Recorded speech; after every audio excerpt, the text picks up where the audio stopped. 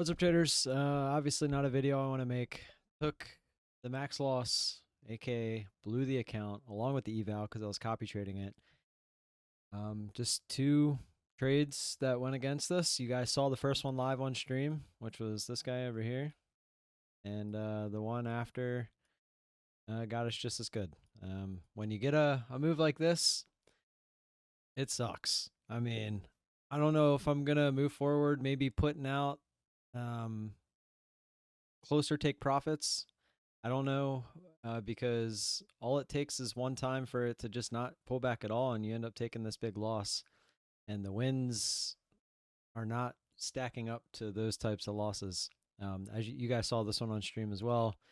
And then you guys also saw this one. It was actually three losses where came up, obviously could have took this off, was looking for the move back down to here, came down, missed our take profit by more than not just a little bit, but then it went back up, and instead of cutting it for some reason, I decided to take off or add to it, and then we ended up taking it off. I did try to get back in right before I got off stream there, and that's what happened. But then I saw this candle here, and I took a trade I shouldn't have taken in the first place. And it actually, I took it off, and then I don't remember exactly what I did, to be completely honest, but I ended up starting a short, and I think I had one contract left. Oh, I remember. I bought the dip here, looking for it to hold that big key area on the daily. That's what it was, because it was holding here, and then I bought here. Obviously, not trades I should have been taking. But for some reason, when I sold here, it actually put me in a short position with one contract of the MNQ. And I'm like, why am I in one contract of the MNQ? And I was like, oh, whatever. I'll just get out of it. It was only one contract. So I added one, didn't pull back. Added another one, didn't pull back. Added three, didn't pull back. And then we were in for then we were off to the races. And it decided to do what it did earlier and just go straight up with no pullback. And as you can see, it still hasn't really pulled back. I mean, it went higher, and this is where the max loss on the accounts took us out. And I mean, even if it didn't there, it would have done it here, and it's just I don't have any words for today. But before I delete the accounts off Rhythmic, so I don't have to look at them, I figured I would make this video because it's what I always do. I stay transparent with you guys, and yeah, I mean, that strategy is never going to work in these types of moves. I mean, not looking for the bigger pullbacks. I mean, because if it just doesn't come and you get stuck in a position, there's either two things I can do. I can either move forward with much smaller take profits, but bigger size. So that way I'm in and out, or if I'm wrong, you're essentially using the prop firm as an advantage that you're going to either blow the account or you're going to make money. And I really don't want to do that because that just creates more money out of pocket, etc. And on top of that, whenever these close down, I can't transfer that strategy to the real market. The only other option I can think of is most of my trades are one or two entries. Everything that seems to go past that first two entries, if I start getting into where I need to have a third entry, it's usually a trade that's not going to work. So what I'm thinking is I can put a max loss on the, well, I don't even know if I can put a max loss per trade. I think it's only max loss per account. So I'm not even sure how this would work.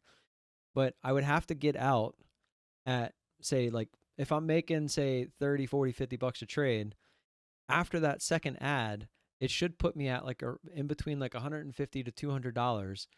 So giving it a little bit of wiggle room, say max like $250, $300 as a max loss per trade, I just get out. And if it ends up working after that, so be it, whatever. And just wait for the next trade.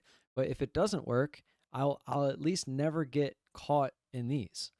And if I lose, let's just say 300, if I'm making 30, that's 10 more of the minimum of trades that I make to get that back, which could happen the rest of the day. I mean, it could, right? And not all trades are going to be 30 bucks. Like some are going to be 40, some are going to be 50. If I do get that one ad and it works, like I've made $70, $80 on one trade before with just one ad. So I think that's the route I'm leaning towards. I just don't know how to make it happen. I'll have to look in to see if I can change that in the risk parameters to do it per trade, not per account, because then if I take one loss for that amount, it's just gonna, I remember it's total on the day. So if I'm up like 200 bucks and my max loss is 300 bucks, it'll let me lose 500 bucks. So I don't know if there's a way to do it per trade. I'll have to look into that. But here I am. I woke up today feeling super fucking confident, and here I am. Especially after the video I just made this morning talking about how this is just going to be my journey, and I'm going to show you everything. And here's everything. So with that, have a good weekend. Don't do what I did today. I don't really see any way to avoid it. I feel like minus the dumb trades, like I didn't really scale into the extra contracts until I would have been in this trade anyway. So I don't really think that it didn't matter. The fact that I overcovered, I shouldn't have been in this trade anyway. I didn't make really anything on this anyway. So the fact that I would have started it here with 3 and instead it was 6, like I don't think that made a difference. It still went straight up. Like that's not, if this happens more than, in the last 2 months I've only seen that happen I think one other time, but today it happened twice in one day. Like I can't trade that way. It's never going to be profitable long term because all it takes is this one trade and that's going to wipe out months of gains. So that's it. I'll see you on Monday. Peace.